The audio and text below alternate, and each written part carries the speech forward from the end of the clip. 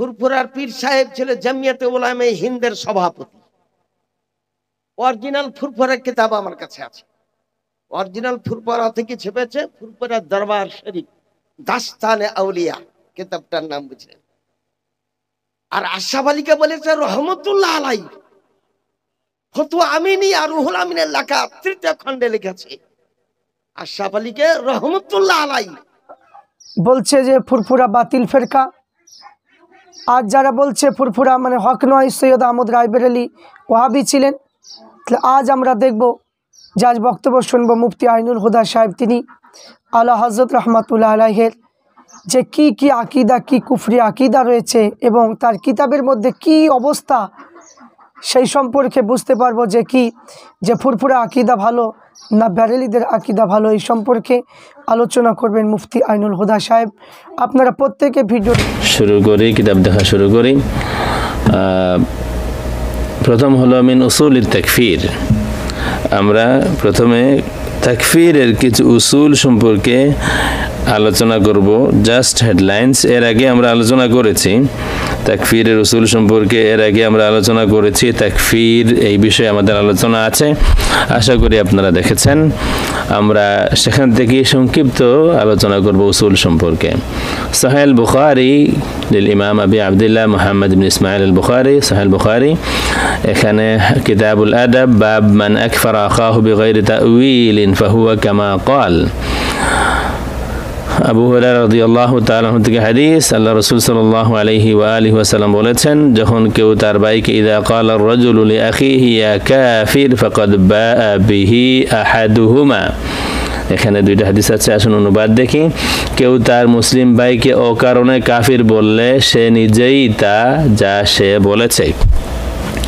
অর্থাৎ কেউ যদি কাউকে কাফির বলে আর সে যদি কাফির না হয় তাহলে যে কাফির বলেছে সে কাফির হবে। সুতরাং বিষয়টা খুব সিম্পল এবং এখানে ঘাবড়ানোর কিছুই নেই।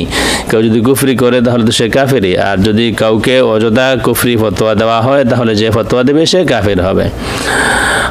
বিষয় ভেরি সিম্পল। ইসমাইল দেহলভিকে আলা হযরত 70,000 কুফরি প্রমাণিত হওয়ার পরেও কাফির ফতোয়া দেননি।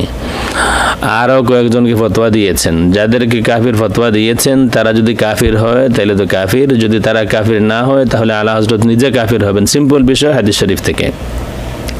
এই কারণেই আমরা সবসময় বলে আসছি তাকফিরের ব্যাপারে খুব হুঁশিয়ার হওয়া উচিত। তাকফির যে কারো কাজ নয়।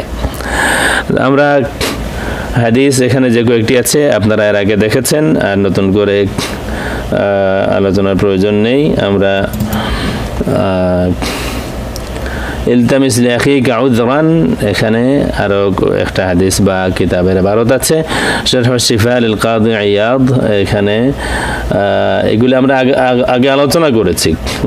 ওয়াকাদ ক্বালা উলামাউনা ইযা ওয়াজাদা 99 ওয়াজহান তুশিরু ইলা তাকফিরি মুসলিমিন ওয়া ওয়াজহুন ওয়াহিদুন ইলা ইবকাইহি আলা ইসলামিহি ফায়ানবাগি লিল মুফতি ওয়াল কাদি আন ইয়ামালা বিযালিকা আল ওয়াজহ ওয়া হুয়া মুস্তাফাদুন মিন কওলিহি আলাইহিস সালাম ইদরাউল الحدود عن المسلمين ما استطعتم فإن وجدتم للمسلم مخرجا فخلوا سبيله فإن الإمام لأن يخطئ في العفو خير له من أن يخطئ في العقوبة رواه الترمذي وغيره والحاكم وصححه। যে আমাদের উলামায়ে কেরাম বলেছেন যদি একটি কথা বা একটি কাজের 99টা ব্যাখ্যা পাওয়া যায় যে ব্যাখ্যায় একজন মুসলমানকে কাফির বলা যায় বা বলা হবে, আর একটা ব্যাখ্যা এমন আছে যে ওই ব্যাখ্যা নিলে, ওই অর্থটা নিলে মুসলমান থাকবে, তখন মুফতি এবং কাদির উচিত হলো ওই 99টা বাদ দিয়ে একটা যেটাকে ধরে নিলে, যেটাকে গ্রহণ করলে একজন মুসলমান থাকবে সেটাকে গ্রহণ করতে হবে। এবং এরপরে বললেন যে এটা আল্লাহ রাসূল সাল্লাল্লাহু আলাইহি ওয়া আলিহি ওয়াসাল্লামের ওই কওল থেকে সংগৃহীত যে আল্লাহ হাবিব বলেছেন ইদরাউল হুদুদ আনিল মুসলিমিন মাস্তাতা'তুম, যতটুকু সম্ভব মুসলমান থেকে হুদুদ শাস্তিটাকে দূরে রাখো। ফাইন ওয়াজাদতুম লিল মুসলিমি মাখরাজান ফাখাল্লু সাবিলাহু, যদি একজন মুসলমানের কোনো পথ পাও, একটা পথ পাও, তাহলে তাকে মুক্তি দাও, তাকে ছেড়ে দাও। ফাইনাল ইমাম লা ইখতিআ ফিল আফwi খায়রুল লাহু মিন أن يخطئ في العقوبة কারণ ইমাম যদি ভুলে কাউকে মাফ করে দেন এটা অনেক উত্তম ভুলে কাউকে শাস্তি দেওয়া থেকে।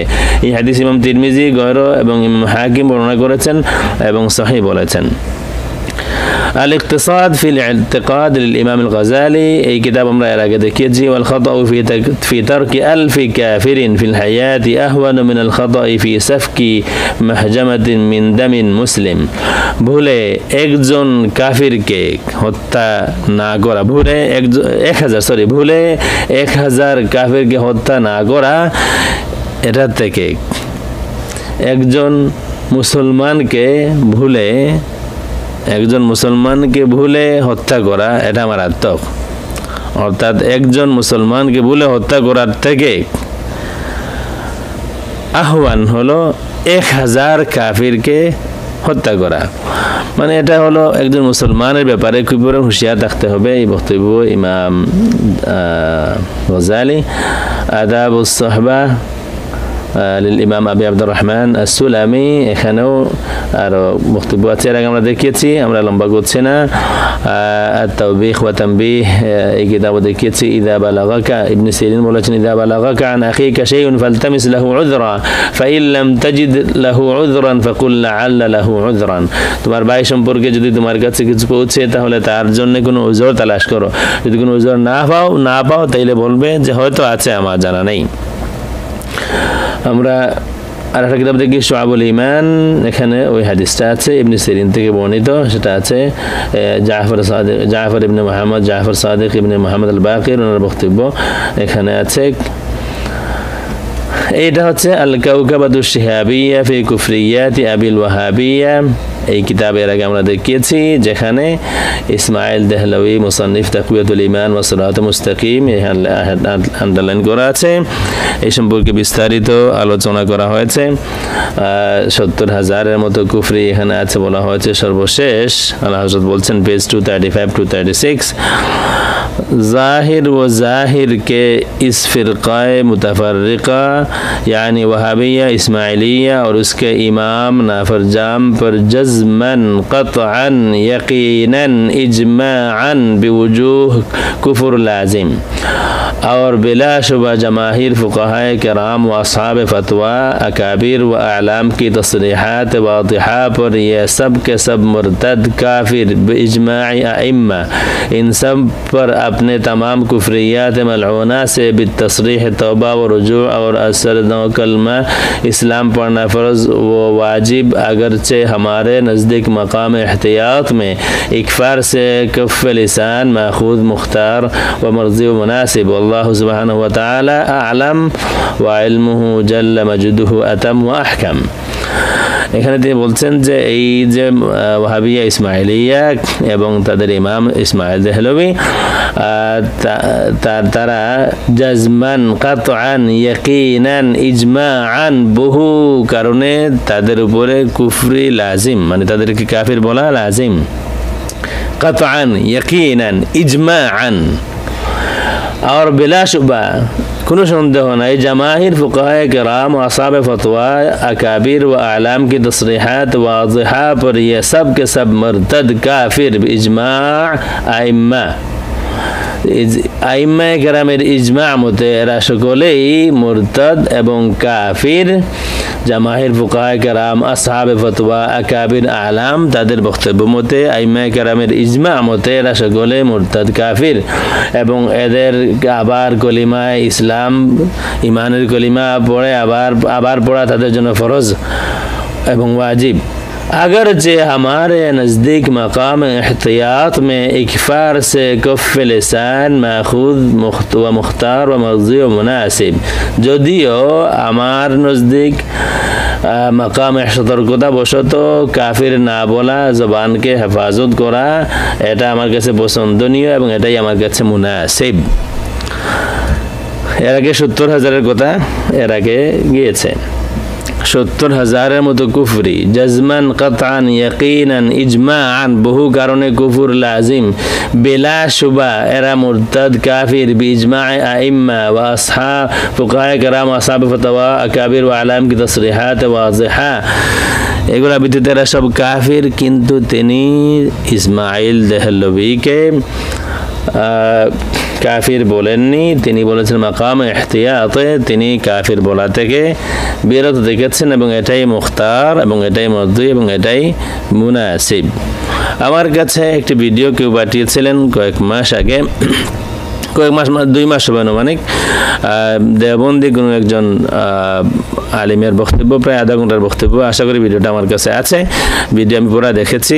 তার বক্তব্য হলো যে এই এদেরকে ওনাদের আকাবির কাউকে কাফির বলার কারণে নিজের ফতোয়ায় আলা হযরত কাফির, এটা ওনার বক্তব্য, একজন দেওবন্দি আলিমের বক্তব্য।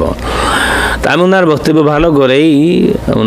ভালো করেই আমি শুনেছি। তার বক্তব্যটা হলো যে শুধু আলা হযরত কাফির, কিন্তু এটা নয়, এমন নয়। আপনি যদি এটা বলতেই চান তাহলে বলতে পারতেন যে আমাদের যাদের আকাবির মানে দেওবন্দের আকাবির যাদেরকে কাফির বলা হয়েছে এরা কাফির নয়, এই কারণে যিনি ফতোয়া দিয়েছেন তিনি কাফির হবেন, এমন করে বলতে পারতেন। আপনার বক্তব্য আধা ঘন্টার মতো বক্তব্য আমি শুনেছি। এই বক্তব্যের মধ্যে শুধু এদেরকে ফতোয়া দেওয়ার কারণে নিজের ফতোয়া নিজে কাফির, আর লম্বা করে তিনি বলেছেন। যাই হোক, বিষয়টা হলো এমন যে ওদেরকে আরো যে কয়েকজন আছে দেওবন্দের তাদেরকে কাফির বলেছেন আলা হযরত। যদি তারা কাফির না হন তাইলে আলা হযরত কাফির হবেন, এটা হাদিস দ্বারা প্রমাণিত। 70,000 কুফরি ইজমাআন জাজমান কাতআন ইয়াকিনান, এরা মুরতাদ কাফির বলার পরও তিনি তাদেরকে কাফির বলেননি। এখানে বক্তব্যটা কি? এখানে একটা বক্তব্য কেউ দিবেন, সেটা হলো আমিও একজনকে প্রশ্ন করেছিলাম, বাংলাদেশের একজন আলেমকে, আমার যতটুকু আমি বলবো নিরপেক্ষ কিন্তু কিছুটা মাইল মাসলুক আলা হযরতের প্রতি আমার মনে হয়েছে, তাকে প্রশ্ন করেছিলাম 70,000 কুফরি প্রমাণিত জানার পরে কাউকে কাফির না বললে কি হবে? তিনি বলেছেন যে বলবে না সে কাফির হবে। এখানে যেই বক্তব্য হতে পারে, আল্লাহু আলাম, এটা আমি যা বলছি আমার সাথে কেউ একমত হবেন জরুরি নয়, বাট আমি যতটুকু আমার আমানতদারের সাথে যতটুকু বোঝা আমার পক্ষে সম্ভব হয়েছে আমি বলার চেষ্টা করছি। আলা হযরত ওই যে দেওবন্দের কয়েকজনকে কাফির বলেছেন, তারা যদি কাফির না হন তাহলে তিনি কাফির হবেন, এটা নিয়ে কেউ ইখতিলাফ করবে না, এটা হাদিসের ভাষা। দ্বিতীয়ত হলো ইসমাইল দেহলভী, তাকে 70,000 কুফরি তার কাছে প্রমাণিত হওয়ার পরে এবং এই সব শব্দ ব্যবহার করার পরে জাজমান কাতআন ইয়াকিনান ইজমাআন বওজুহ কুফর লাজিম और बिला शुबा जमाहिर फुक़हाए कराम व असहाब फतवा अकाबिर व आलाम की तस्रीहात वादिहा पर ये सब के सब मर्तद काफिर बिजमाअ में এতটুকু বলার পরেও তাকে কাফির বলা থেকে বিরত থাকা দুটি অর্থ হতে পারে। একটা হলো যেমন একজন মানুষ যার সম্পর্কে এই সব শব্দ ব্যবহার করা হলো 70,000 কুফরি যা প্রমাণিত আছে এবং কেউ স্বীকার করার পরে তাকে কাফির না বলা কুফরি, সিম্পল বিষয়। 70,000 কুফরি অন্য যাদেরকে কাফির বলেছেন তাদের তো একটা, এদেরকে 70,000 কুফরি প্রমাণিত হওয়ার পরেও তাকে কাফির না বলা কুফরি, এগুলো একটা বক্তব্য। আর একটা বক্তব্য যেটা আমি বলতে চাই, যা আমি এর আগে ইঙ্গিত দিয়েছি, যে আলা হযরত এদের তাকফির থেকে রুজু করেছেন। যদি আমার কথা কেউ না মানতে পারেন তাইলে ওনারা ব্যাখ্যা দিবেন যে বাকিদেরকে একটা দুইটা কুফরির কারণে আলা হযরতের দৃষ্টিতে তিনি তাদেরকে কাফির বললেন এবং এটাও বললেন যে তাদেরকে যে কাফির বলবে না সে কাফির হবে। তাইলে ইসমাইল দেহলভী 70,000 কুফরি 70টার মতো তিনি উল্লেখ করেছেন তার কিতাবের মধ্যে এবং বলেছেন তাকে কাফির বলা ওয়াজিব ফুকাহায়ে কেরামের নজদিক, এবং এখানে যেসব শব্দ তিনি ব্যবহার করেছেন এরপরে কাফির না বলা এটা কি কুফরি নয়? এই ব্যাখ্যা তারা দেবেন। আমি যে ব্যাখ্যা দিতে চাই সেটা হলো যে আলা হযরত এই তাকফির থেকে রুজু করেছেন এবং তিনি উম্মতের বৃহত্তর উম্মতের যে পরিধি সেটাকে গ্রহণ করেছেন, তাকফির থেকে রুজু করেছেন এবং তাদেরকে কাফির না বলার জন্য বলেছেন। আল্লাহু আলাম, এটা আমার বক্তব্য। ভিন্ন মত থাকতেই পারে, কিন্তু যারা ভিন্ন মত অন্য মত যারা বলবেন তারা এই ব্যাখ্যা দিবেন তাইলে ইসমাইল দেহলভীকে এইসব শব্দ ব্যবহার করার পরে কাফির কেন বলা হলো না? আমি রুজুর কথা আমি বহু কিছু বিবেচনা করে আমি বলতেছি যে আলা হযরত রুজু করেছেন। আসুন আমরা এখানে তো আপনারা দেখলেন মাকামে ইহতিয়াত, মাকামে এহতিয়াত এখানে এই কথাটা তিনি উল্লেখ করেছেন। মাকামে এহতিয়াত মে ইকফার সে কফ লিসান মাখুদ ও মুখতার ও মসজিদ ও মুনাসিব, এটা আলা হযরত বলেছেন। আসুন এরপরে দেখি মালফুজাত আলা হযরত। এখানে দেখেন আরজ 139 ইসমাইল দেহলवी को कैसा समझना चाहिए।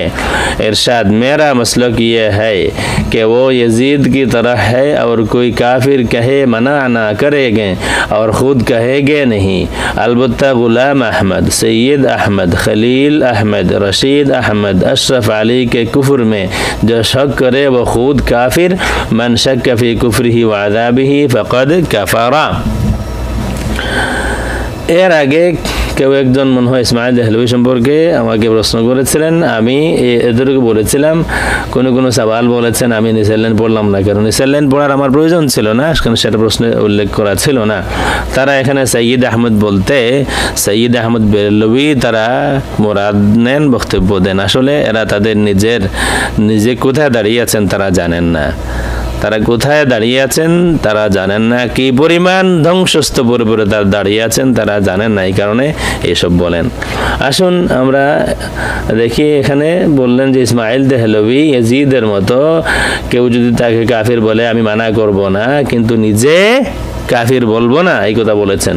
কিন্তু গোলাম আহমদ মানে গোলাম আহমদ কাদিয়ানি, সৈয়দ আহমদ আলীগড়ি, এটা কেন আজকে আমরা বলবো, खलील अहमद अम्बेटवी, रशीद अहमद गंगवी, अशरफ अली थानवी के कुफर में जो शक करे वो खुद काफिर, मन शक फी कुफरी व अज़ाबी फ़क़द कफ़र। আসুন এই ইবারত খেয়াল রাখবেন। এখানে বাংলাতে ইসমাইল দেহলভীকে কি রূপ মনে করা উচিত? উত্তর, আমার মত হচ্ছে তিনি ইয়াজিদের মতো যদি কেউ কাফির বলে আমি নিষেধ করব না এবং নিজে বলবো না। অবশ্যই গোলাম আহমদ, সৈয়দ আহমদ, খলিল আহমদ, রশিদ আহমদ ও আশরাফ আলীর কুফরিতে যে সন্দেহ করবে সে নিজেও কাফির। হুসামুল হারামাইন, তামহিদ ঈমান, কুল হাতু বুরহানাকুম ইন কুনতুম সাদিকিন, পেজ 158।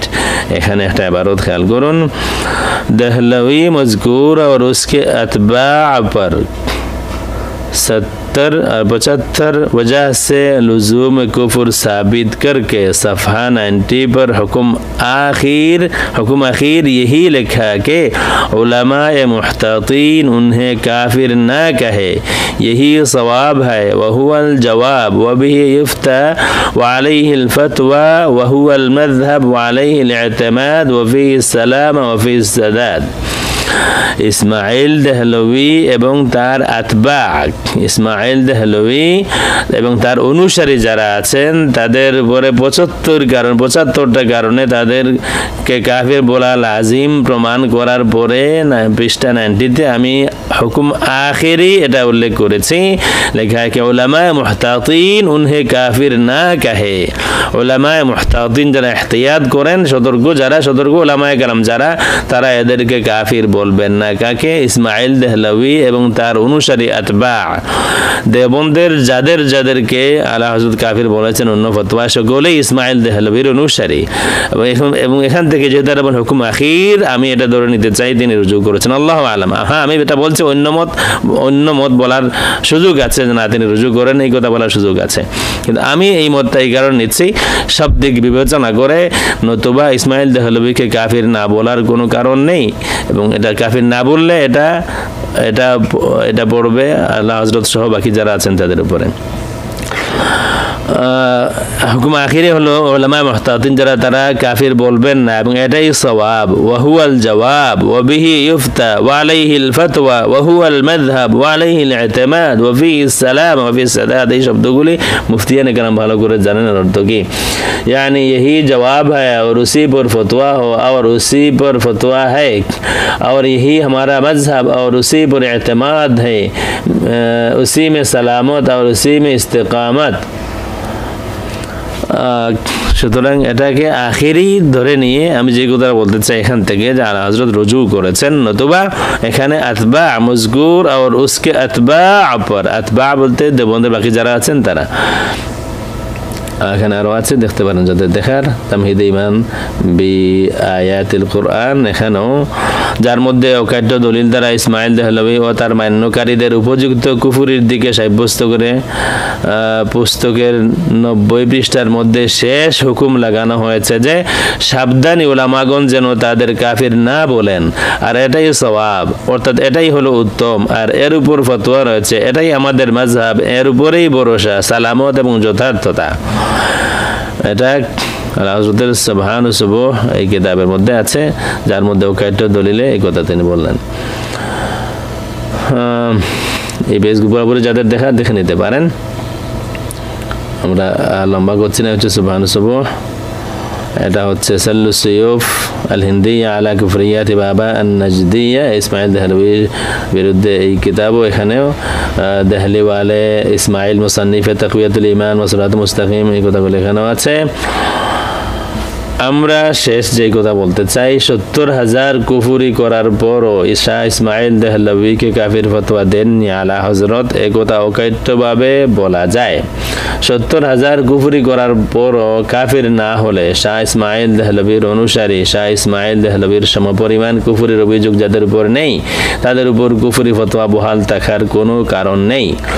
যেসব অভিযোগে শাহ ইসমাইল দেহলভির অনুসারী কয়েকজনের উপরে কুফুরির ফতোয়া, এইসব অভিযোগ সহ 70,000 কুফুরির অভিযোগ থাকা সত্ত্বেও শাহ ইসমাইল দেহলভি কাফির না হলে সংশ্লিষ্ট কুফুরির অন্য ফতোয়াটি কেনা আল্লাহ হযরতের শেষ হুকুম, এখানে আমরা আগে যা বললাম, যার মধ্যে অকাট্য দলিল দ্বারা ইসমাইল দেহলভি ও তার মান্যকারীদের উপযুক্ত কুফুরির দিক সাব্যস্ত করে পুস্তকের 90 পৃষ্ঠার মধ্যে শেষ হুকুম লাগানো হয়েছে যে সাবধানী উলামাগণ যেন তাদের কাফির না বলেন, আর এটাই সওয়াব, অর্থাৎ এটাই হলো উত্তম, আর এর উপর ফতোয়া রয়েছে, এটাই আমাদের মাযহাব, এর উপরেই ভরসা, সালামত এবং যথার্থতা। তামহিদ ঈমান কিতাবের শেষ দিকের আলোচনা থেকে এই কথা বলার কিছু সুযোগ আছে, ইসমাইল দেহলভি বাদ, তবে অন্যদের উপর দেয়া কুফরি ফতোয়া বহাল আছে। সার্বিক বিবেচনায় এই কথা ঠিক না বলেই আমার মনে হয়েছে। অকাট্যভাবে 70 থেকে 70,000 কুফরি প্রমাণিত হওয়ার পরও কুফুরি ফতোয়া না লাগানো কুফুরি, যে কথা দেওবন্দি একজন আলেম বলেছেন। সুতরাং আমার মনে হয়েছে আলা হযরত রুজু করেছেন এই কথাটি সব থেকে যুক্তিযুক্ত, আল্লাহু আলাম। কুফুরি ফতোয়ার বিষয়টি খুব পরিষ্কার, যাকে কাফির বলা হবে তিনি কাফির না হলে যিনি বলবেন তিনি কাফির, যা সহিহ হাদিস দ্বারা প্রমাণিত। বাংলাদেশের যত কোটি মুসলমানকে কাফির ফতোয়া দেওয়া হোক না কেন, এ বিষয়ে কারো কোনো মাথা ব্যথা নেই, শুধু নফরতি ছড়ানো হয়। কুফুরি ফতোয়া রুজু এই কথা যদি প্রমাণিত হয়, এমন কিছুই হবে না, যার যার অবস্থানে সবাই থাকবেন, তবে সাধারণ মুসলমানরা আমার মনে হয় স্বস্তি অনুভব করবেন। আলা হযরত তার ফতোয়া থেকে রুজু করেন বা নাই করেন, তিনি গোলাম কাদিয়ানি ছাড়া খুব সম্ভব আরো মাত্র 5 জনকে কাফির ফতোয়া দিয়েছিলেন। গোলাম কাদিয়ানি কাফির সর্বসম্মতিক্রমে, বাকি 4 জন সাইয়্যিদ আহমদ আলীগড়ি, এটা আলীগড়ি আমি যোগ করেছি, খলিল আহমদ সাহারানপুরি, রশিদ আহমদ গঙ্গাভি, আশরাফ আলী থানভী, কাসিম নানাতবি। আমাদের সমাজে নামের শেষে রেজবি ব্যবহার করে বা না করে আলা হযরতের অনুসারী দাবিদার কেউ কেউ দেদার পাইকারি তাকফির করেন। আলা হযরত যাদেরকে কাফির ফতোয়া দিয়েছেন সকলেই তার যুগের ছিলেন। আসলে দেখি ইসমাইল দেহলভি আলা হযরতের যুগের না। আলা হযরত ওনার জন্ম হলো 1856-এ এবং ওনার মৃত্যু হলো, ওফাত হলো 1921-এ। সুতরাং দেখেন ইসমাইল দেহলভি ওনার যুগে না, বাকি যারা আছেন সকলেই ওনার যুগে, যাদেরকে তিনি কাফির বলেছেন। আশরাফ আলী থানভী 1863-1943, কাসিম নানাতবি 1833-1880, রশিদ আহমদ গঙ্গাভি 1826-1905, খলিল আহমেদ 1852-1927, স্যার সৈয়দ আহমদ আলীগড়ি 1817-1898, সৈয়দ আহমদ বেরলভি 1786-1831, আলা আহমদ রাজা খান বেরলভি 1856-1921। এই সন্তানগুলি মিলাইলে যে কেউ বুঝতে পারে যে আলা হযরত আসলে ওনার সময়ের যাদেরকে কাফির বলেছেন তার সমসাময়িক আগের কাউকে বলেননি। সৈয়দ আহমদ আলীগড়ি না সৈয়দ আহমদ বেরলভি, আমার তাহকিকে আলা হযরতের কুফরি ফতোয়া সৈয়দ আহমদ আলীগড়ি, আমার তাহকিকে আলা হযরতের ফতোয়ায় সৈয়দ আহমদ বেরলভি নন, সৈয়দ আহমদ আলীগড়ি।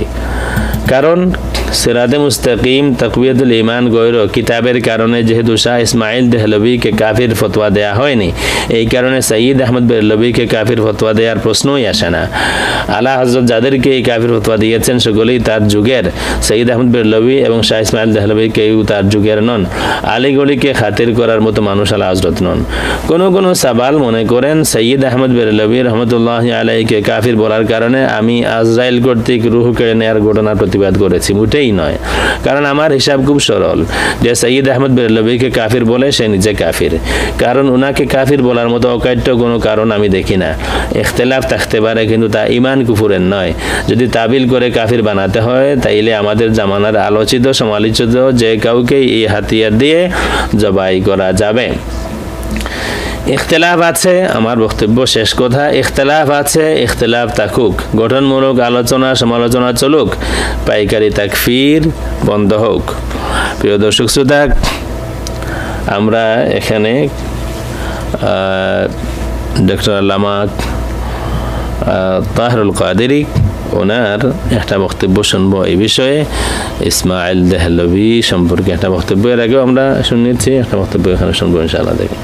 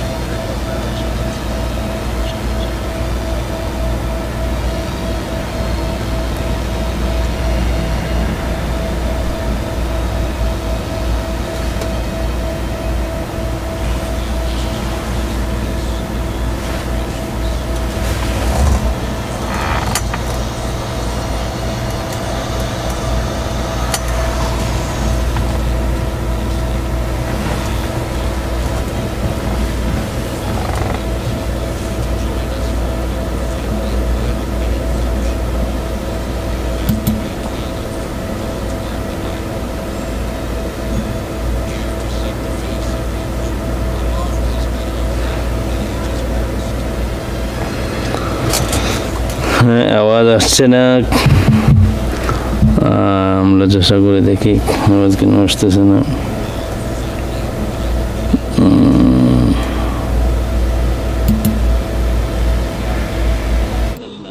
आप समझे? उस मजलिस में कहते हैं, हमारी मजलिस में मौजूद थे उस। अच्छा, आपको शायद एक यहाँ पे ताज्जुब हो जाएगा कि वो क्या लगे और औलिया अल्लाह की ज़ियारत, कुछ ताज्जुब हुआ है बाज़ों को? हुआ है ना? ये बड़े तगय्युरात होते हैं जिंदगी में। शुरू में उसके अकायद इतने खराब नहीं थे। और एक दिलचस्प बात को भाई जी में चूंकि उलमा हैं, आपको दिलचस्प बात बता दूं। जिंदना ने कहा गई बड़ी अजीब, मुझे हज़रत मौलाना शेख सैयद अब्दुल माबूद जिलानी रहमतुल्लाह अलैह ने बताया खुद कि जिस ज़माने वो हज़रत शाह सुलेमान तौसवी रहमतुल्लाह अलैह के यहाँ क़याम पजीर थे तौसा शरीफ में, तो फरमाने लगे एक दिन सुबह की मजलिस में एक मौलवी साहब बैठे थे, इंडिया से थे, तो उनको पहचानता नहीं था मैं। हज़रत शाह सुलेमान तौसवी रहमतुल्लाह अलैह की मजलिस में, तो मुझसे हज़रत शाह सुलेमान तौसवी रहमतुल्लाह अलैह ने पूछा, सैयद अब्दुल माबूद जिलानी जिनका मैं हवाला दे रहा हूँ, रिवायत जिनकी दे रहा हूँ, उनसे पूछा आप इनको जानते हैं?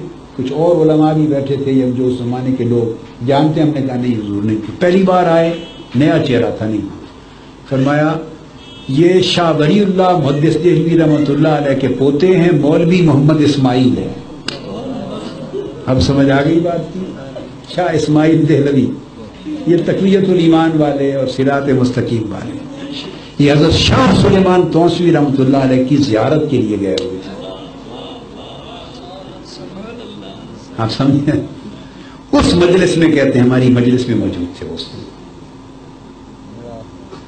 अच्छा, आपको शायद एक यहाँ पे ताज्जुब हो जाएगा कि वो क्या लगे और औलिया अल्लाह की ज़ियारत, कुछ ताज्जुब हुआ है बाज़ों को? हुआ है ना? ये बड़े तगय्युरात होते हैं जिंदगी में। शुरू में उसके अकायद इतने खराब नहीं थे, शुरू में उसके अकायद इतने खराब नहीं थे, थोड़ा थोड़ा रास्ते से हट गए यानी इनहराफ हो गया था, مگر چونکہ حضرت شاہ ولی اللہ محدث دہلوی رحمۃ اللہ علیہ کا پوتا ہونے کے ناطے خاندان ولی اللہ کے اثرات تھے، تو تصوف کو مانتے تھے اور صوفیاء کو، اولیاء اللہ کو۔ خود سید احمد شہید بریلوی رحمۃ اللہ علیہ کا وہ مرید تھا، اور وہ خود صوفیاء ہند میں سے تھے، وہ اس کی عقیدے کے لوگ نہیں تھے، تو وہ صوفیاء میں سے تھے۔ اور ایک پرانا ایک روایت تھی ایک عقائد میں، اس کا عقیدہ اس شخص کا برباد ہوا جب یہ حج پہ گئے، دونوں شیخ بھی اور مرید بھی، اور وہاں محمد بن عبد الوہاب نجدی کی کتب پڑھی، اور ان کی طریقہ وہابیہ، جو وہابیت اور نجدیت کی تحریک کے جو عمائدین تھے اس زمانے میں، ان کے بڑے بڑے نجدی علماء، بہت بڑا چوٹی کے وہ اس وقت غلوب تھا ان میں، بڑا توہب تھا اور تجند تھا۔ میں نے خود اصطلاح وضع کی ہے، نئی اصطلاح ہے تجند، باب تفعل سے، باب تفعل سے، جیسے توہب، کیا توہب، اس طرح تنجد، اسی طرح تنجد نجدیت سے، بڑے بڑے چوٹی کے متنجدین تھے، متوہمین تھے، ان سے ملاقاتیں ہوئی، بات چیت ہوئی، کتابیں انہوں نے دی، اور کتاب التوحید جو رسالہ لکھا تھا محمد بن عبد الوہاب نے، اس کی شروع لکھی ہوئی تھی، پھر لوگوں نے کفایہ وغیرہ ساری کتابیں پڑھی، ان سے متاثر ہو کر عقائد وہاں خراب ہو گئے، اور وہیں جب عقائد بدلے تو اپنے شیخ سید احمد شہید بریلوی سے اختلافات اور جھگڑا شروع ہو گیا، اپنے پیر و مرشد سے جو جھگڑا شروع ہو گیا، اور ایک اپنے شیخ سے مناظرہ مباحثے کرنے لگ گئے، اور ایک روز یہاں تک نوبت آئی کہ اپنے شیخ کو یہاں تک کہا کہ آپ دن کو رات اور رات کو دن کہیں تو تب بھی مان لو، تب بھی مان لو۔ شیخ کی بات سے اس حد تک ٹکراؤ ہو گیا، پھر یہ کتاب التوحید وغیرہ اور اس کے شروع لائے، اور یہاں آ کے پھر تقویت الایمان جو اس کا چربہ ہے یہ لکھی، پھر آگے تفصیلات ہیں ان کے۔ ہم بئی خواہوں نے منع کیا کہ یہ کام نہ کریں، بڑا فتنہ ہوگا، وہ پھر ایک الگ بات ہے، توحید کی اشاعت کرنی ہے، شرک اور بدعت کا خاتمہ کرنا ہے، ایک بھوت سوار ہو گیا تو پھر یہ فتنہ آگے چل پڑا۔ پہلا دور جو تھا تو صوفیاء کے ہاں جانا آنا یہ رہا، تو وہ انہوں نے بتایا کہ حضرت شاہ سلیمان توسوی رحمۃ اللہ علیہ کی خدمت میں بھی گئے ہوئے تھے۔ خیر یہ بات برصغیر تذکرہ ایسے چل پڑی کہ اعلیٰ حضرت سے یہ جو نسبت تلمذ ہے یہ تو ہے بطریق ظاہر، بطریق ظاہر، جو طریقہ محدثین، طریقہ علماء اور طریقہ